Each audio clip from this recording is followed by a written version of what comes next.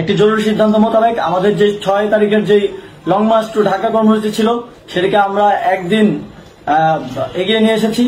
অর্থাৎ আগামীকাল 5ই অগস্ট সারা দেশের মুক্তিকামী জনতাকে ঢাকার উদ্দেশ্যে রওনা হওয়ার জন্য আমরা আহ্বান জানাচ্ছি।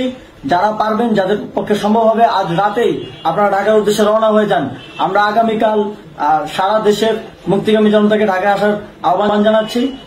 বিশেষ করে ঢাকার আশেপাশের যে জেলাগুলো আছে আপনারা দায়িত্ব নিয়ে মসজিদের মাইকে ঘোষণা দিয়ে যাদেরকে পাবেন সবাইকে নিয়ে ঢাকার উদ্দেশ্যে রওনা হন। এই লড়াই আমাদের জন্য একটি চূড়ান্ত লড়াই। আমরা চূড়ান্ত ঘোষণার জন্য প্রস্তুত। আমরা গণভবনের দিকে যাত্রার জন্য প্রস্তুত এবং সেই উদ্দেশ্যেই আপনারা সবাই ঢাকা আসুন। আমরা আপনাদের সবাইকে নিয়ে আমাদের চূড়ান্ত দাবি আদায়ে এগিয়ে যাব। আমি জানি না সমন্বয়করা আজকে রাতে বেঁচে থাকতে পারবে কিনা, কিন্তু আপনাদের উপর আমরা এই দায়িত্ব দিচ্ছি। আপনারা সবাই নিজ দায়িত্বে ঢাকায় আসবেন আগামীকাল এবং পরশু পরিস্থিতি বিবেচনা করে পরশু গণভবনের দিকে 4 দিক থেকে আমরা রওনা হব।